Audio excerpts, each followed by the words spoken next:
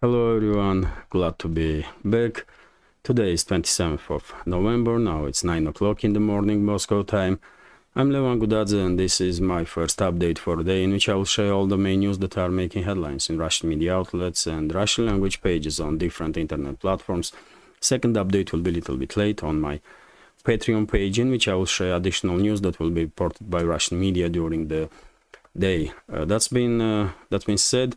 Before I continue with the news, dear friends, let me note that yesterday evening I had a traditional, at this point, Sunday live stream on main YouTube channel, and I want to thank all the members of our community who find the time to participate in the live stream and also watched or listened live stream later on. It already has 1700 views, so I will count that live stream as a success. We had a very interesting conversation, members of our community, and if you are interested, if you did not see it or listen to it yet and are interested, you can see it on the main page, on my main YouTube channel. And also, if you click live segment here, you can see all the live streams that I had on my channel. That's been said. And dear friends, I'm thinking to do live streams on Rumble also. So Rumble community, I apologize that I have not done live stream on Rumble yet, but I'm working on it, and maybe this week or next week I will figure it out, and I will begin doing live streams on Rumble. Also, I definitely working on this topic. That's been said, let's talk about news now. And first of all, about weather conditions on the southern parts of Russia, specifically on the Black Sea coast, where severe weather conditions have been established for the last 36 hours at least, I will say, and some media outlets even calling current storming weather as a storm of the century. That's how severe conditions really are. Huge waves on the Black Sea, gusty winds, trees are broken. According to some reports, one ship was thrown to a coast. Although I did see some reports on media that there was no oil spill, at least for now, from that damaged ship. And unfortunately, several people were injured as a result of this storming weather condition, and one person is missing at this point. So in Crimea, by the way, it's an emergency situation, and the local government made decision to make today, Monday, day off for everybody, so that people will stay home. That way, of course, risk will be minimized that people will receive some injuries outside. So I will monitor, of course, situation, and I will share additional news on my Telegram and in the second update. Yesterday evening, Russian media did reported that in Crimea, for example, 500,000 residents were left without electricity because power lines were damaged as a result of this heavy winds. At this point, majority of Crimeans probably are receiving electricity again, but situation is still very tense and difficult. It's a major news at this point, these weather conditions. I did share on my Telegram page yesterday some video footage from coastal line of Russia. As I said, huge waves. Some coastal areas already have been flooded by Black Sea, and also, of course, winds. That's been said. Let's talk about some other news now. And first of all, short summary of the situation on Ukrainian battlefield. According to reports from Russian media and Russian military channels, or also Russian Defense Ministry, There was no crucial or extremely significant changes on the line of contact during the previous 12 to 24 hours. Operational pause, I will say, mainly is holding all along the front line, with the exception in Donetsk direction, where Avdiivka is, of course, a main hotspot nowadays. But let's go sector by sector. First of all, Kherson direction. Intensity of battles, clashes between the sides are decreasing significantly in Kherson direction, maybe because Ukrainian officers on the right bank of the Kherson region that are commanding local operations did realize that left bank is a trap for them, and they are not willing no more to sacrifice their personnel, their militaries, and themselves for this media offensive or media counteroffensive of Zelensky and his associates.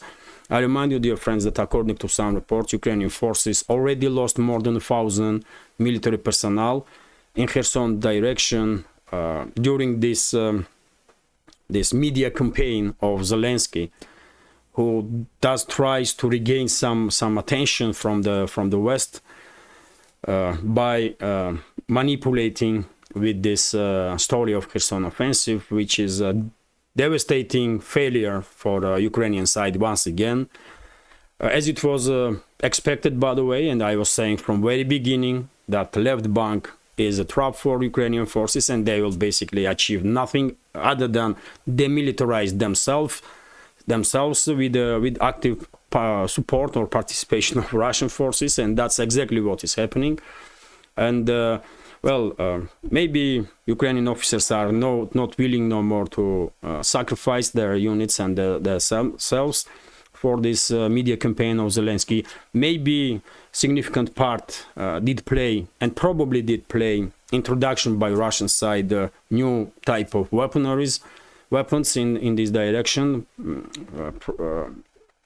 more precisely drones with the night vision equipment, which does allow Russian forces to conduct strikes on 24 hours basically a day, daytime and nighttime, and it's become extremely difficult for Ukrainian forces to cross the Dnieper River and also to maintain positions on the ground, on their small footholds that they still have on the left bank, not far away from Golaya Pristan, on the islands, also not far away from Aleshki, right next to destroyed Antonovsky Bridge, by the way, and also railway bridge, and of course Krinky, by the way. Also Krinky, according to Russian media reports, Russian side did manage to neutralize Ukrainian units on the southern part of this central area, which was under Ukrainian control,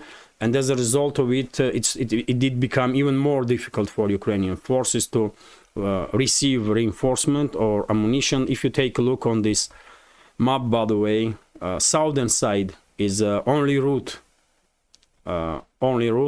that Ukrainian forces in Krinky can receive some supplies, munition, and reinforcements from these small waterways between the islands there.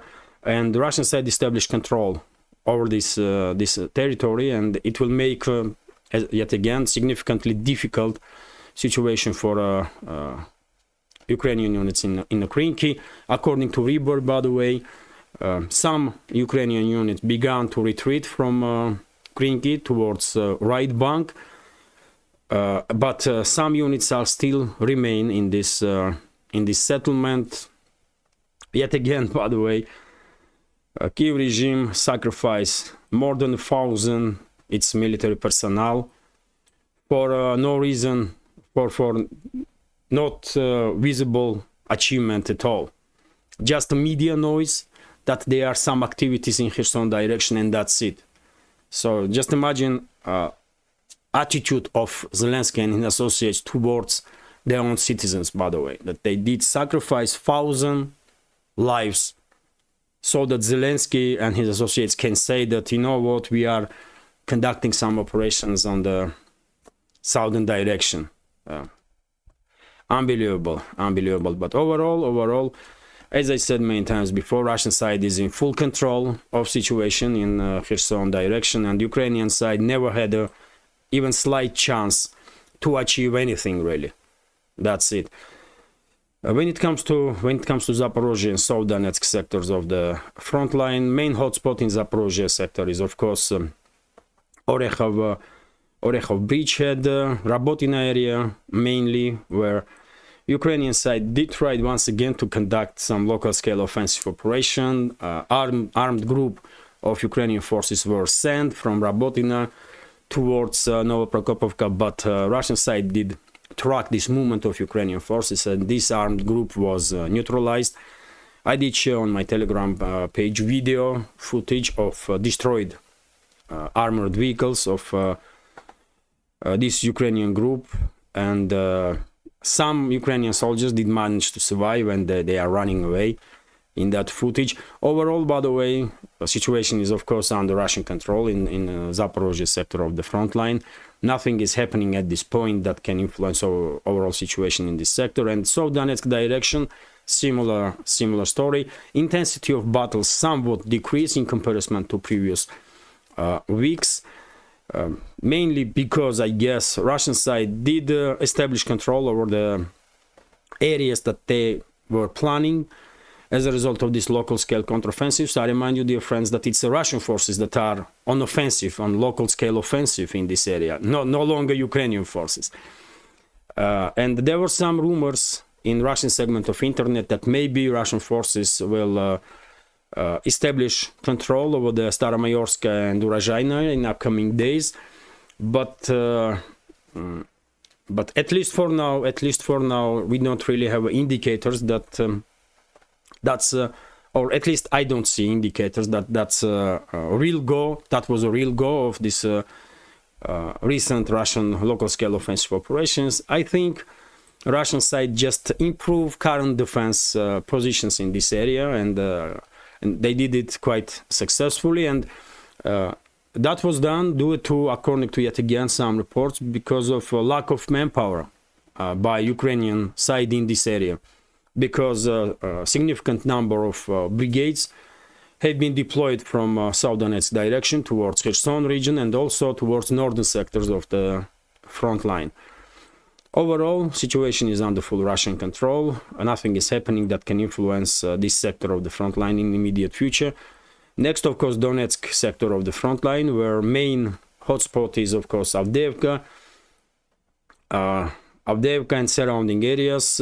We have reports that Russian side did manage to improve their positions in Marinka, by the way, and even Ukrainian channels did begin reporting that probably Ukrainian forces in fairly short time will be forced to withdraw from Avdiivka entirely, and this settlement will become under full Russian control. I remind you, dear friends, that 95% of Marinka is under Russian control already. And also Russian side is active on the southern flank of Avdiivka, and they are improving their positions constantly.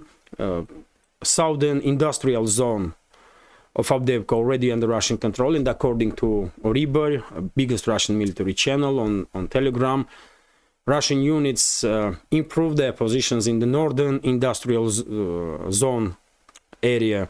Also, although we are not yet talking about full-fledged assault on Avdiivka chemical plant, which is located on the northern flank of the Bakhmut. As I said, dear friends, my understanding is that Russian side will increase pressure day by day. That's what we are seeing on daily basis, and somewhere around the middle of December, close to January, we will probably see final push of Russian forces towards Avdiivka. When severe lack of reinforcement, munition, any supply whatsoever, and also weather conditions will significantly downgrade battle readiness of Ukrainian units in this area, although Ukrainian brigades already are running away and complaining in Avdiivka and surrounding territories. So I guess my prediction will become true, and before Avdiivka operation ends, we will see big Ukrainian units laying down arms and surrendering to Russian forces. Process already started, and there are some reports that big number of Ukrainian military personnel is surrendering, but this is just the beginning. I expect units on the scale of battalions to lay down arms and surrender in Avdiivka area. And my understanding is that Russian side is working very actively through all means that is available to persuade Ukrainian officers and Ukrainian military personnel to stop fighting and dying for Zelensky and his criminal associates and their Western masters of their geopolitical interests. And I believe Russian side will be successful to persuade as many Ukrainian military personnel as possible to save their lives. And by the way, I did share, to show you Russian attitude, by the way, towards Ukrainian military personnel, I did share this video, for example, on my Telegram yesterday. And in this video, you can see how Russian soldiers risking their lives to save wounded Ukrainian soldier. In that area there, in forestry, probably you can see Ukrainian soldier, wounded Ukrainian soldier, is asking for help, and despite the fact that from 20 to 30 meters other Ukrainian soldiers are firing at Russian unit, this Russian soldier went to Ukrainian wounded military and withdraw him from line of fire. That's the attitude, by the way, of Russian side towards Ukrainian military personnel. You know, so this Ukrainian soldier will leave. Let's continue, and that's why I'm quite sure, by the way, that at this point Kiev's propaganda failing in Ukraine, and more Ukrainian militaries are realizing that they will be treated according to Geneva Convention when they will be in if they will lay down arms and surrender, and they will save their lives, which will be best decision for themselves, for Ukrainian society, and for their families and loved ones. Best decision of their lives, I will say. Let's continue, by the way. And there are some reports also that on the northern flank of Donetsk direction, in Bakhmut area, also some developments are taking place, especially on the southern flank of Donetsk, where additional Ukrainian units have been sent in Klishchiivka area, by the way, to repel or to stop Russian advances. And according to Russian military pages, some severe fighting is taking place in Klishchiivka area. Although some channels are reporting now that significant part of Klishchiivka is under Russian control. Some channels even claim that entire Klishchiivka is under Russian control at this point. There are some video footages, by the way, from this area that are confirming that at least half of this settlement definitely is under Russian control. When it comes to northern sectors of the front line, from Seversk and Liman up to Kupiansk, no significant changes. Severe fighting is taking place in this settlement of Sinkovka, not far away from this is the settlement, not far away from Kupiansk. According to some reports, yet again, this settlement is already under Russian control. According to some reports, this settlement is divided between the sides. Hard to tell without photo or video evidence, but initiative definitely is in Russian hands, and Ukrainian side, despite many attempts to regain initiative, at least on some areas on the northern sectors, they are failing. And dear friends, I remind you that last several days there are many reports that Kyiv regime deployed Abrams-made battle tanks, US-made Abrams-made battle tanks in Kupiansk direction. And yesterday afternoon, some channels began reporting that convoy of Ukrainian military convoy, who was transporting exactly US-made M1A1 Abrams MBTs, was hit by Russian missiles, and as a result of it, 4 tanks were destroyed. But yet again, I did not see any video or photo confirmation of this information. Let's wait and see. Big channels did report about it. So I guess today probably we will see some video or photo confirmation of that missile strike. So maybe Abrams tanks already have been some part of this Abrams tanks that was delivered to Kyiv regime by US already being destroyed even before they reach front line. Let's see if today we will receive some video confirmation of this news. And this is it when it comes to short summary of the situation on Ukrainian battlefield. Before I continue, dear friends, let me thank you all for your time and attention. Without you, this project would not exist. And of course, special thank to all the members of our community that supports my work with small donations through PayPal, Buy Me Coffee, or by subscribing to my Patreon page. Thank you very much. Let's continue with the additional news. And well, I did already report about weather conditions in the southern regions of Russian Federation. And the next news is also very important, by the way, about further escalation of internal conflict in Ukraine between political and military leadership. And well, RT and many other media outlets did report that one of the representatives of Zelensky's party in Ukrainian parliament basically demanded Zaluzhny, head of Ukraine's general staff, to be removed from his duties. So let me read for you several sentences here. So Ukrainian military leadership has absolutely no strategic plan for the ongoing conflict with Russia in 2024. Marina Bezuglaya, the deputy head of Ukrainian Parliament's Security, Defense and Intelligence Committee, said on Sunday, the top brass only wants to mobilize tens of thousands of people every month without clear understanding of what should be done in Kyiv's ongoing conflict with Moscow, she added. The commander-in-chief of the Ukrainian armed forces has been unable to provide a strategic plan for 2024, Bezuglaya wrote in the post on her Facebook page, referring to Ukraine's top military commander, General Valery Zaluzhny.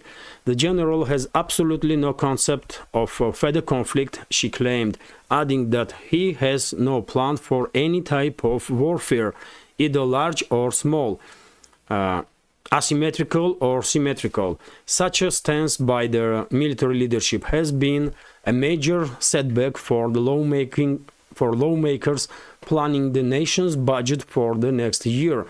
The senior MP said the problems had been growing both in parliament and at the military leadership's headquarters, at least since the summer, Bezuglaya revealed. So, yet again, this individual, by the way, is not just MP, but she is deputy head of the Ukrainian Parliament Security, Defense and Intelligence Committee. She is a representative of Zaluzhny's party, Zelensky's party, by the way. And, well, I guess these statements have not been made randomly. This is yet another step, I guess, from Zelensky and his associates to create ground for a full-fledged assault on Zaluzhny. And maybe it's only a matter of days at this point, and Zaluzhny will be removed from his duties. That's a possibility. And excuse me, if that's the case, then Zaluzhny, he's in a circle, and their Western backers, mainly in the UK's intelligence community, they have to act swiftly. Otherwise, they will lose big time to Zelensky and his associates, because after all, Zelensky is formally president of UK, and he can definitely remove Zaluzhny from his duties at any moment. So let's see how will situation develop, but relationship and the internal confrontation in Ukraine definitely intensifying as time goes by. TASS news agency, by the way, is also reporting that Ukrainian side is afraid that Russian side will further escalate on the line of contact, and if now mainly hostilities are taking place in the eastern and the southern flanks, southern sectors of the front line, confrontation may erupt or military operations may begin on the northern sectors, also on the northern directions. Also, this was said by Ukrainian General Lieutenant Sergei Naev during his interview to ABC, US ABC TV channel. This is, by the way, first time, as I understand, when high-ranking Ukrainian official, in this case military, admitted that all these talks about stalemate on the front line is basically directed to Ukrainian side, because for Russia there is no stalemate on the front line. For Russia there is no stalemate on the front line, and this general basically, at least indirectly, admitting that there is a high risk that Russian side will further intensify hostilities and military operations, namely because, according to him, Russian side is continuing to increase production of weapons and the development of new military technologies. So we have, yet again, I said straight away, isn't it, if you remember, that there is no stalemate for Russian side on the front line. Russia operates according to plan, but for Ukrainian side it definitely can be seen as a stalemate or deadlock, because Ukrainian units are unable whatsoever to even regain initiative on any of the directions. And when it comes to chances on successful offensive operations, Ukrainian forces never had any chance, really.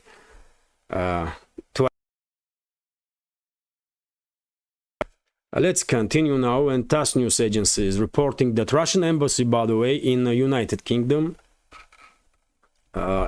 did call leadership of UK to react on a recent interview of high-ranking Ukrainian official David Arachamia, during the which Arachamia did basically confirm that it's because of the intervention from Boris Johnson, then Prime Minister of United Kingdom. Peace negotiations between Kiev and Moscow failed. And well, it's only logical if United Kingdom will explain itself why they did it, because now when Kiev is also confirming this information that we already knew, by the way, of course, but now when even Kiev officially are confirming this information, of course everybody is questioning actions of London. And because after all, because of these actions of Boris Johnson and forces that are behind him, already sacrifice about 500,000 of Ukrainian lives in this conflict, and I guess more than 1 million Ukrainian military personnel have been wounded and injured during this conflict, and additional millions and millions of Ukrainian citizens become refugees. And responsibility for this definitely lies on London's actions, also on the UK's government. Well, I can understand the actions of Russian embassy in the UK. This call is exactly the correct one. But well, will Sunak or anybody from UK's government will comment on this topic? I don't think so. Not now, at least. But the world is watching, by the way, and the world is listening. So one way or another. But London is losing big time, at least reputational wise. Let's continue now. RT is reporting that Moscow explains why it calls Kyiv government a regime. This is quite interesting also, dear friends. Let me read several sentences from this news. Moscow refers to Kyiv as a regime because of its treatment of the Russian-speaking population in Ukraine, which it considers to be discriminatory. Kremlin spokesman Dmitry Peskov said in an interview published on Sunday, the political forces that came to power in the wake of 2014 Western-backed Maidan coup have been dangerous for a significant part of the Ukrainian citizens, Peskov told Russian journalist Pavel Zarubin, commenting on some recent statements made by senior Ukrainian officials. Earlier this week, the Speaker of the Ukrainian Parliament, Ruslan Stefanchuk, told the state-controlled broadcaster that persons who identify as Russians should not be granted any minority rights in Ukraine and should be de facto discriminated against for their implied lack of respect for Ukrainian state. He also denied them a right to be called minority in Ukraine at all. There are no Russian ethnic minorities in Ukraine as of now, and they can be none, Stefanchuk said at that time during that interview. So this is exact attitude, by the way, of these neo-Nazi, Ukrainian neo-Nazis towards Russian speakers, towards Russian language. And well, Peskov definitely has a point, isn't it? And the special military operation, one of the major reasons for special military operation was exactly the exactly the attempt from Russian side to protect Russian speakers in Ukraine. Russians, by the way. And we are not talking about ethnic identity. We are talking about Russian speakers that are part of Russian world. Russian world is much wider than some ethnicities, by the way. So, well, after this type of statements, by the way, do anybody can have any doubts that neo-Nazis are ruling Ukraine? And it's neo-Nazis that were put in power by Western ruling elites in 2014. And dear friends, I remind you that these extremists and fascists in Ukrainian government openly are discriminating against Russian speakers, against Russians. But don't be mistaken. They hate not just Russians, they hate everybody. All minorities in Ukraine, by the way. They hate all of them. And for example, Hungarians know it perfectly well. And that's why government of Hungary many times demanded from Kyiv regime that ethnic Hungarians in Transcarpathia be treated according to basic human rights. Because Budapest is not happy at all by treatment of ethnic Hungarians by this neo-Nazi regime in Kyiv. So it's not just Russians and Russian speakers, by the way, that are hated and prosecuted in Ukraine by these neo-Nazis, neo-Nazi regime in Kyiv, but all the minorities are in danger. Let's continue. And some so-called politicians and human rights activists, even, by the way, dare to openly support this neo-Nazi regime in Kyiv, by the way. Unbelievable, man. Let's continue. RIA Novosti is reporting that during the previous drone and missile strikes, by the way, that Russian side conducted on military and logistical infrastructure of Kyiv regime, strategic factory, aviation factory, was targeted in Kyiv and was significantly damaged, according to this report. And I believe this factory was used to produce drones and some equipment for depleting air force of Ukraine. Yesterday, by the way, Russian Defense Ministry did report that during daily briefings, did report that as a result of previous 24 hours, as a result of clashes during the previous 24 hours, Ukrainian side, Ukrainian military has lost about 450, if I'm not mistaken, combined on all the sectors of the front line, about 450 military personnel, and also, by the way, 2 Su-27 fighter interceptors in Kherson direction, and 1 MiG-29 fighter jet in Dnipropetrovsk region. And yet again, question is when Ukrainian Air Force will finally lose its last plane. It will not take long, I guess, from now on, because it's almost daily stuff now that we are receiving information about destruction of Ukrainian planes. Let's continue. TASS news agency is reporting that, well, according to Business Insider, deliveries of Western main battle tanks like Leopards, Leopard 2s, Challenger 2s, and Abrams tanks did not really influence overall situation on the battlefield in favor of Ukraine. It's funny that Business Insider only now realizing that these weapons deliveries, no matter what kind of weapon Washington or other capitals of NATO member states will send to Kyiv regime, no weapons will influence final outcome of this confrontation, and of course Russia will emerge victorious.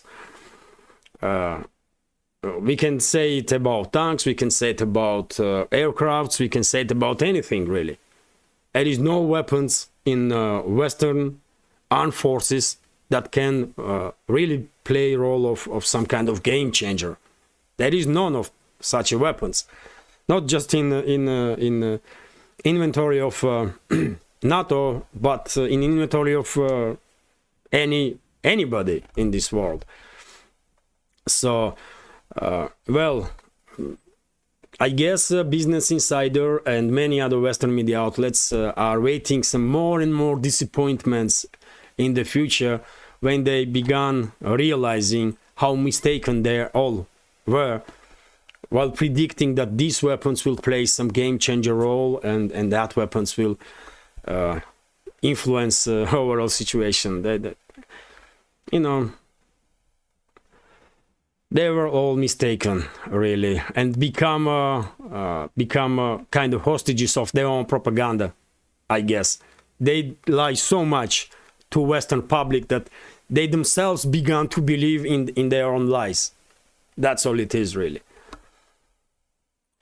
Let's continue. TASS news agency is reporting that U.S. Senate, by the way, in the beginning of December, will begin work on Biden's initiative, Biden's demand, basically, this 105 or 506 billion military aid package to be approved for Ukraine, Israel, Taiwan, and also border security. There is combined package.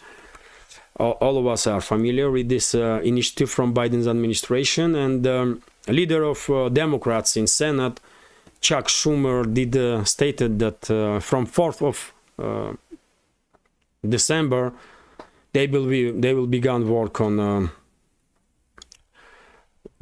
this initiative of Biden, and they will intensify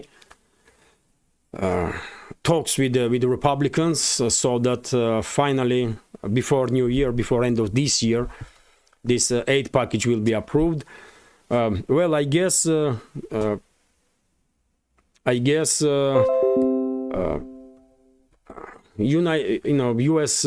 Corrupt officials, corrupt politicians, and military-industrial complex will not lose this chance of to receive last big paycheck from Ukrainian crisis, because according to report that we see from this aid package, 106 billion aid package, 63 billion supposed to go to Kiev regime for military aid, maybe, and of course these politicians and the U.S. military-industrial complex will use all its power to make sure that this aid package is approved by U.S. Lawmakers, and maybe finalized version will not be 105 billion, and Ukraine may not receive 63 billion, but let's say 30 or 40 billion, but they will be quite a big number still. Quite a big number. I remind you, dear friends, that a few weeks ago, head of a U.S. State Department, Antony Blinken, did call U.S. lawmakers to approve at least 60 billion aid package, from which 40 billion at least supposed to be allocated for Kiev regime. So there already are some compromised versions of this aid package, and finally they will probably approve some one of these packages, because yet again this is last big paycheck, by the way, for U.S. military-industrial complex and U.S. corrupt officials from Ukrainian story. And they will use all their influence to make sure that they will receive this check. So one way or another, but this aid package will be approved. Question is, what kind of sums we are talking about? 105 billion that or 106 billion that initially was proposed by Biden's administration, or there may be some little smaller amount, but still huge, because I mean, I don't think 60 or 80 billion, let's say, is a small amount. Just imagine how much good can be done in US for US citizens with this amount of money. But I don't think Biden or his administration ever think about any good to be done for US citizens, man. They just don't care about US whatsoever. RIA Novosti is reporting that, and the next, of course, another big topic when it comes to global developments, Middle Eastern crisis, escalation between Israel and Palestine. And Netanyahu, by the way, yesterday stated that he had a conversation with Biden, and during his conversation he mentioned that Israeli side may prolong ceasefire until all the hostages are released, and then Netanyahu also said that then Israeli side will continue military operation. So some media outlets concentrated on first half of these statements of Netanyahu, that Israel may agree to prolong current temporary ceasefire between the sides. Other media outlets pay attention mainly on the second half of his statements, when he said that after all the hostages will be released, IDF will continue its military operation. Let's see how will situation develop. Unfortunately, at this point, I'm not seeing any concrete indicators that current temporary ceasefire will be prolonged and there will be no further escalation between the sides. But let's hope world community will prevail and will force Netanyahu and his government to stop hostilities and to began negotiations with the Palestinians on the long-term peace in this region. RT, by the way, is reporting that Washington Post, excuse me, Washington Post did come up with an interesting article, and I see this article as a demonstration of from at least some parts of U.S. ruling class of their negative attitude towards Netanyahu. Otherwise, Washington Post will never write such a piece. But let me read several sentences from here. So Benjamin Netanyahu has had an odd symbiosis with the Palestinian militant group Hamas that has ruled Gaza for the decades. He has been Israel's prime minister. The Washington Post reported on Sunday. So yes, Benjamin Netanyahu had some odd symbiosis with Hamas, according to Washington Post, which we all knew, by the way. Of course, Netanyahu and his government did try to use Hamas against Fatah quite successfully, by the way, and Fatah was Fatah, party that is in charge in West Bank, was basically forced to flee Gaza Strip by Hamas. So yes, in this part, I guess Washington Post is absolutely correct. Netanyahu did had some symbiosis with Hamas, but let's continue. The politician reportedly has found Hamas useful for stalling the Israeli-Palestinian peace process and for disrupting the establishment of Palestinian state. The paper claimed, which is, I guess, also correct and logical to assume, because before Netanyahu there was active talks about two-state solutions, and once Netanyahu became prime minister, all these talks basically stall, and there was no forward movement in these terms whatsoever. Netanyahu, who headed the Israeli government uninterrupted between 2009 and to 2020, and then returned to power in December of 2022, has repeatedly vowed to destroy Hamas throughout his tenures, but instead pursued policies that help the group keep its grip over the enclave Gaza Strip.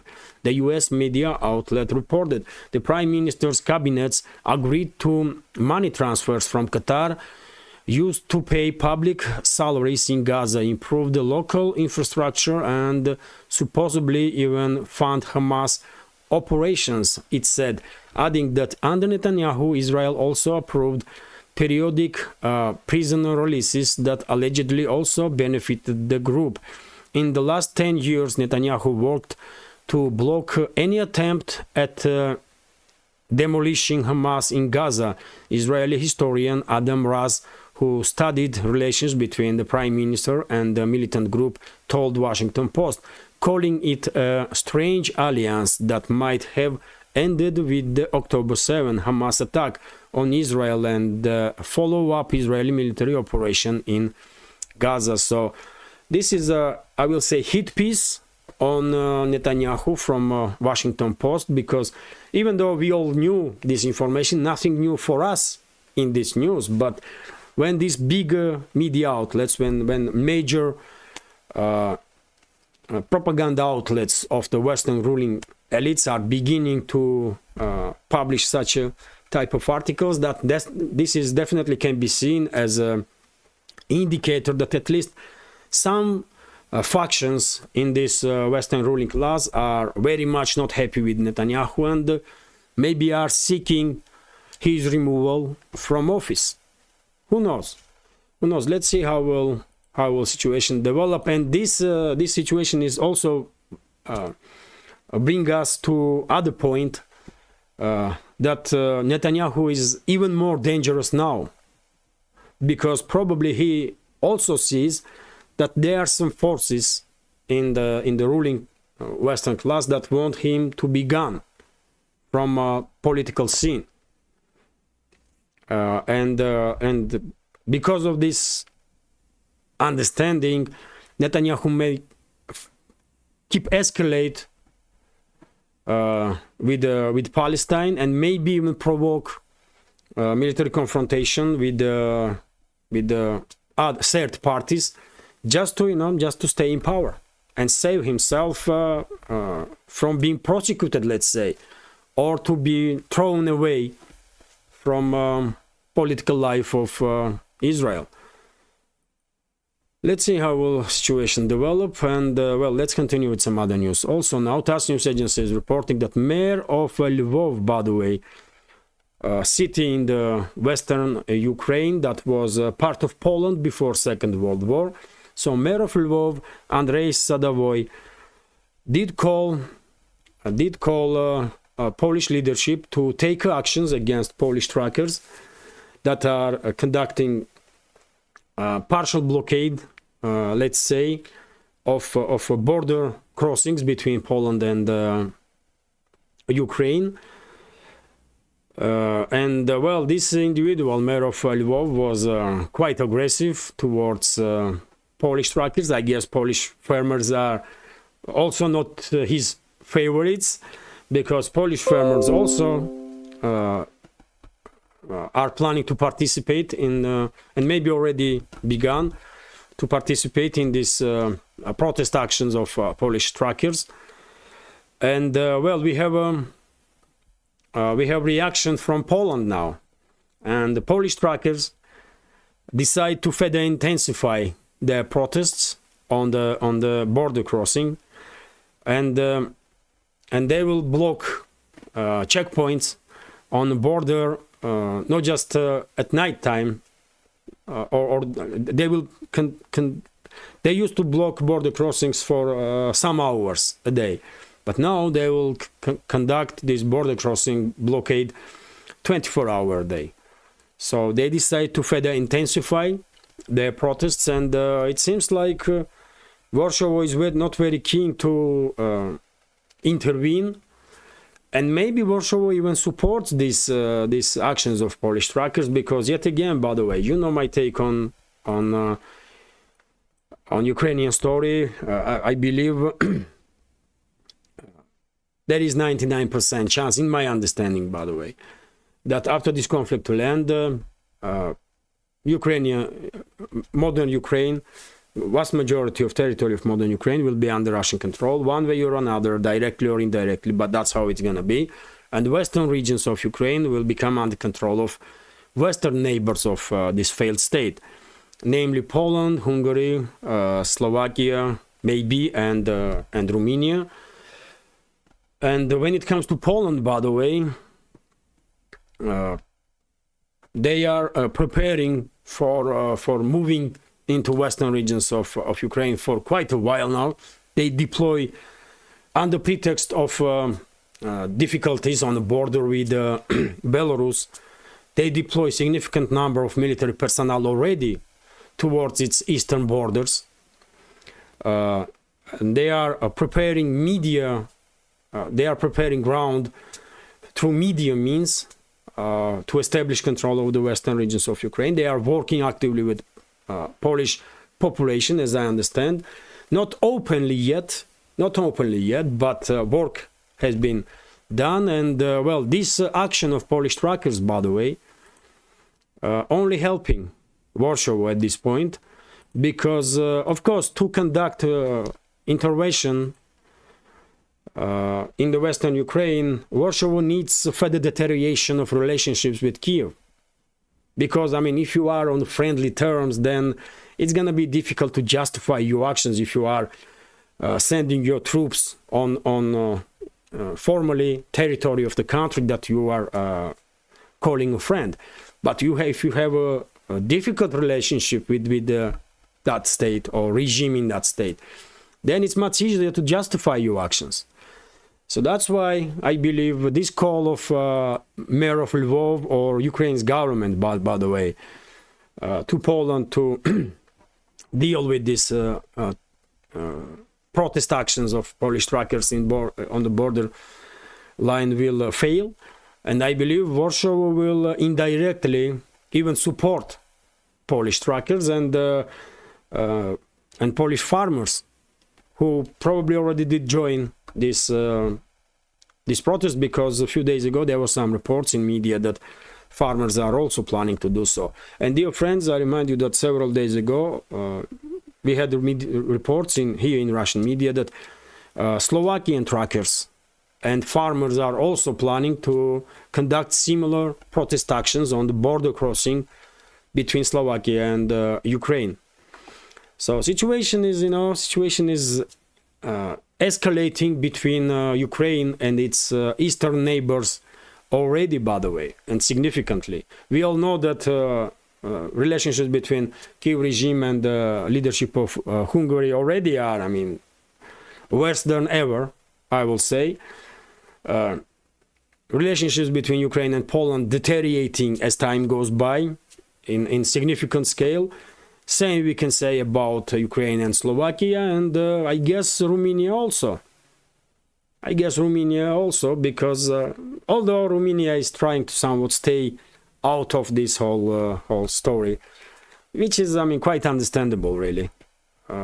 Romania don't really needs to get significantly involved in this whole mess. Although because Romania is part of NATO, it's already are one way or another involved in this whole Ukrainian story. But anyway, let's continue. And by the way, one more reason why Romania is little more passive is that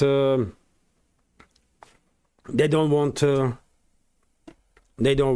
escalation in Moldova, because they know if Bucharest will escalate with Moscow, let's say, by getting involved actively in Ukrainian crisis and so on, Moscow has some tools to create some issues for Romania in Moldova,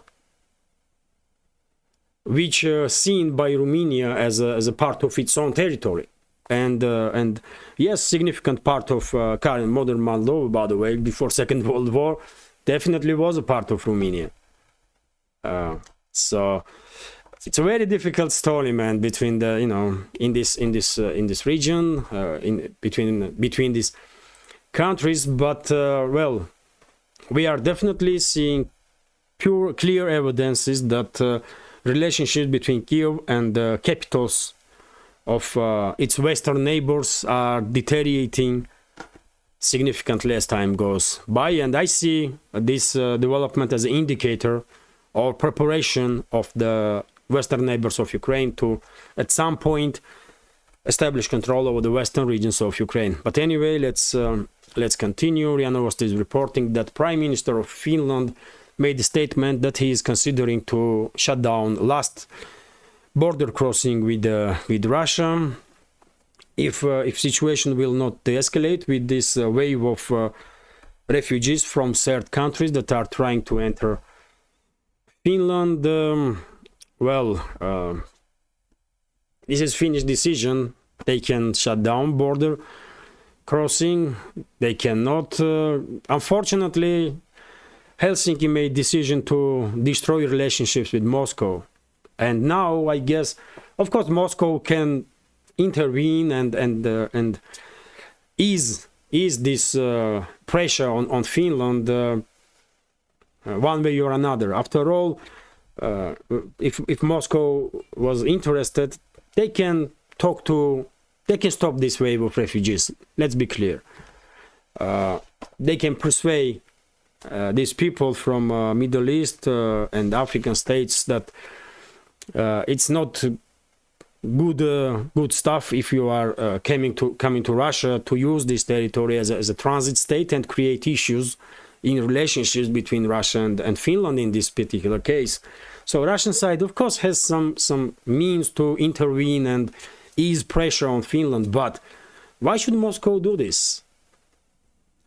It's not Russian side that began escalating with Finland, isn't it? It's Finnish authorities that began destroying relationships, quite good working, at some point, maybe even friendly relationships between Russia and Finland. It's the Finnish authorities that began all this story, and now I guess Russian high-ranking officials are, watching all this story and then saying, no, okay, hundreds and maybe thousands of people are coming into Russia from Middle East and African states, maybe from some other regions of the world, and are trying to, enter Finland. And what? I mean, this is not our problem. These people did not break any Russian rules or laws. And why should Russia care if Finland is under pressure? If relationships was good between the sides, of course, attitude of Moscow probably be different. But unfortunately, Finnish elites really destroy relationships with Russia, man, without thinking about consequences, which is truly unfortunate, man. Even during the Cold War era, by the way, Soviet Union and Finland had working relationships. And as I said, at some point in recent years, relationships between Moscow and Helsinki was on very high level, almost friendly, I will say. And now, it is what it is. Let's continue. And RT is reporting that major oil transporters succumb to anti-Russian sanctions, reported by Reuters. So 3 leading Greek shipping companies have stopped carrying Russian seaborne oil in recent weeks to avoid US sanctions, and reports Reuters on Thursday, citing oil traders and shipping data. Well, of course, Greece has a major merchant fleet worldwide. They are, big in this business. They have tankers and all sorts of ships, by the way, commercial ships. Big players, very big players. And if Greek companies made decision to distance themselves from Russia, well, it's bad for their business, of course, bad for their reputation, of course. But I guess these companies will work to find some ways to not destroy totally their relationships with the Russian side, with the customers, and maybe they will come up with some system that they will mix up oil in the sea, Russian oil with some Middle Eastern oil, let's say, and after that mixing oil formally is not Russian no more, and they can transport in that case this oil when prices are above this Western price cap, which is on level of $60. But even if these Greek companies finally cut ties with Russia, okay, it's bad for them, but I don't think it will harm Russian energy sector at all. There are plenty of ships that owned by countries that don't care about Western sanctions at all, and they will continue transporting Russian ships, and they will make bonus by do so and some additional money.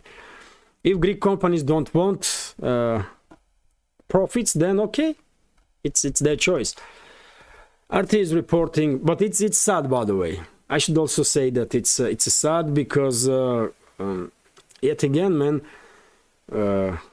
unfortunately, Greek has lost completely its independence, and it goes not just for Greek elites or ruling class, but it goes for Greek businesses also. They are completely dependent on the Brussels, on Washington, London. they don't have independence at all. Unfortunately, I mean, our friends from Greek can tell us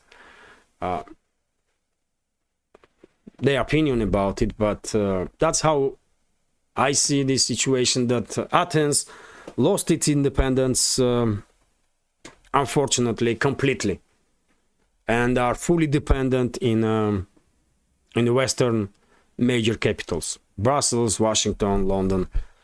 And it's sad to see, by the way. It's sad to see, though. If we had any friendly and brotherly feeling towards any nation worldwide, by the way, and if we have a warm feeling towards any state, and of course we do, Greece is definitely among them, and always was and always will be. No matter how difficult relationships between political elites of our country is gonna be, I mean, attitude toward Greece always will be warm, and that's why it's even more sad to see that Athens lost its independence completely.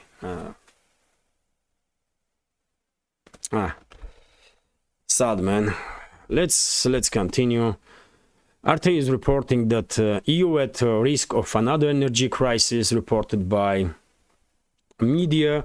So the start of the peak consumption season in the EU, aiming rising demand from Asia, could drive up prices for natural gas on the continent, despite amply supply of liquefied natural gas globally.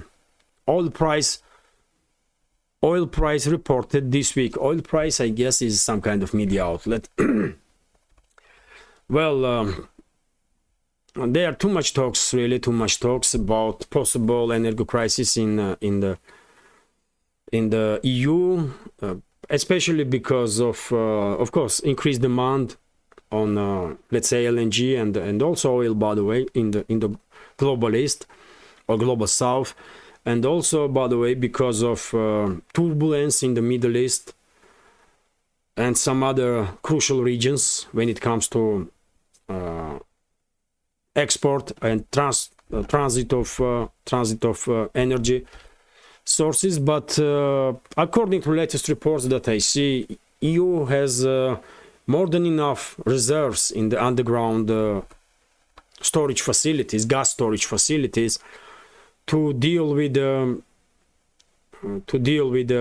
any level of demand on gas, for example.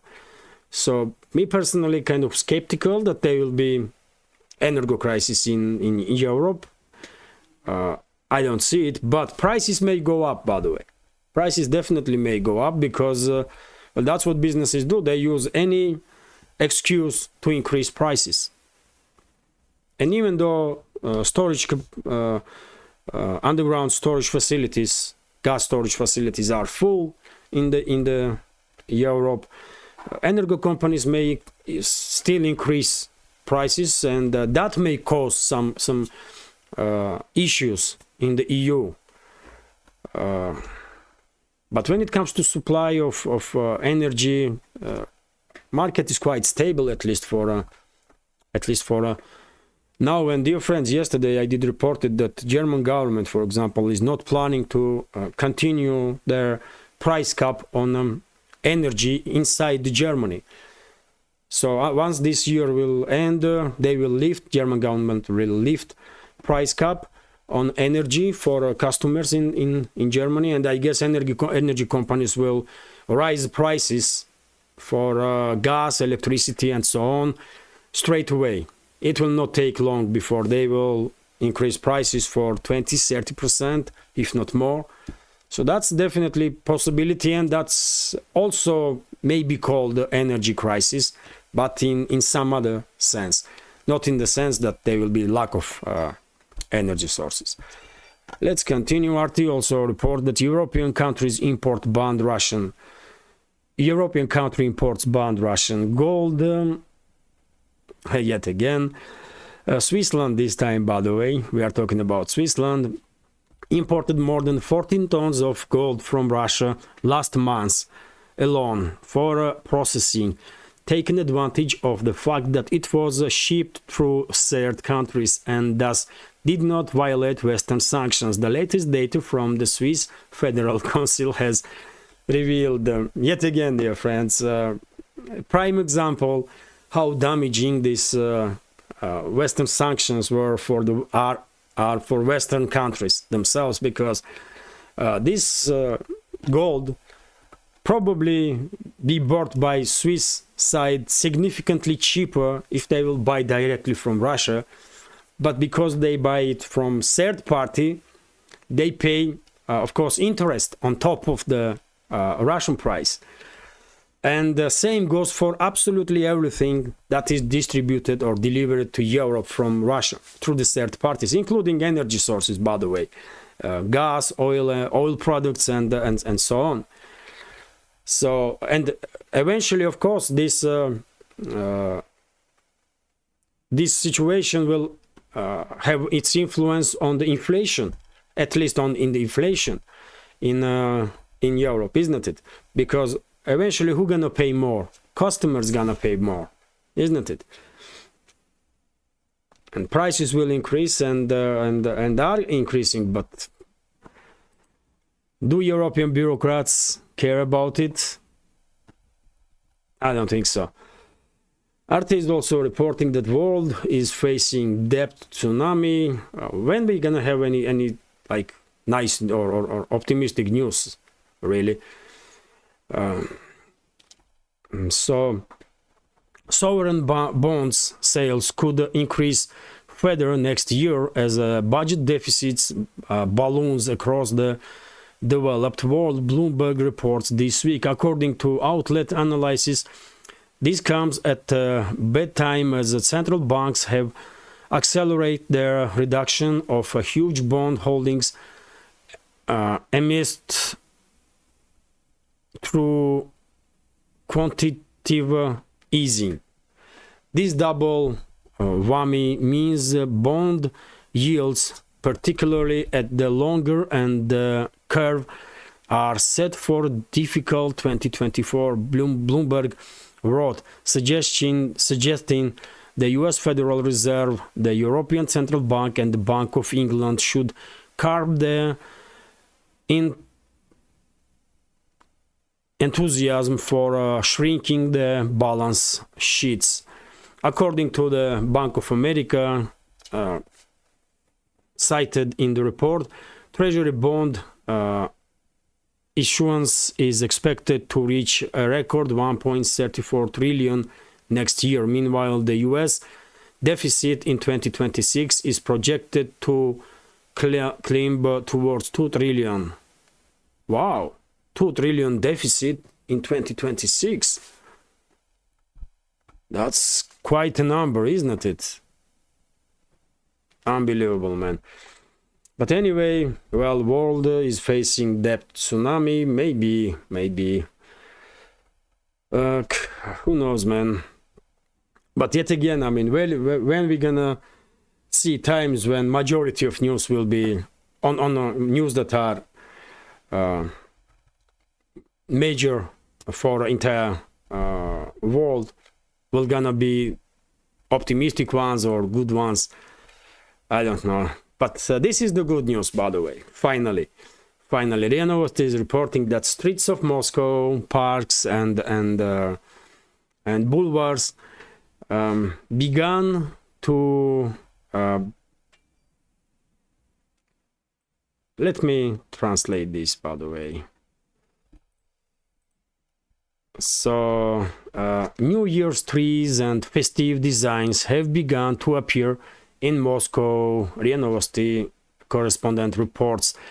Glowing festive structures have already begun to be installed on the streets of and the boulevards of Moscow.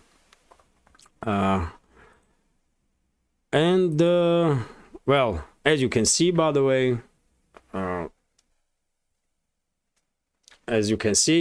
New Year's lightings have been introduced to capital and all the other cities. all the other cities in Russia, and it's gonna be very nice. It's gonna be very nice, beautiful. And of course, I will try to make video from Moscow, and I will try to show you all these nice New Year's lightings and festive designs in Moscow streets, from Moscow streets, boulevards, and in parks and so on. So yes, I was talking about some nice news, and this is nice news. Moscow gonna be very beautiful, by the way. Moscow is always very nice, but during the New Year, when so many New Year's lights are just everywhere, it's like I don't know, man. It's like in cartoons, by the way. That's how beautiful many sites in Moscow really are. So I will definitely try to make videos before end of this year from Moscow, and share with you these images from Russian capital. And this is it for now. Yet again, quite long update, but hopefully you will find this video interesting. Plenty of news, really, plenty of news. And dear friends, I'm choosing this news and because I think these ones are more important, to make sure that these updates would not be like 2-3 hours long, because it's already too long, and there are dozens of other news, by the way, that I have no time to report about. But well, it is what it is. Hopefully you will find this update interesting, and if so, please like this video, click that like button, and leave some commentary about any topic you like, and as many comments as you can. More likes and comments are only way that we have to fight back YouTube's immensely unfair algorithm and unfair and aggressive algorithm. And if you can, please share links to my videos or my channel video friends on Telegram, Facebook, Twitter, or any other outlet, any other platform that you are active on. This way I will probably have a little better chances to reach wider audience. Yesterday, by the way, we did reach our community did reach 19,500, and I hope with your assistance, with your help, I hope we will manage to reach 20,000 before New Year. Let's see. And well, dear friends, if you think this channel is interesting, useful, informative, and deserves to exist, please consider to support my work with small donations through PayPal, Buy Me a Coffee, or by subscribing to my Patreon page. You can see links under this video in the description box or in the pinned comment. This is it for now. Have a great day and take care.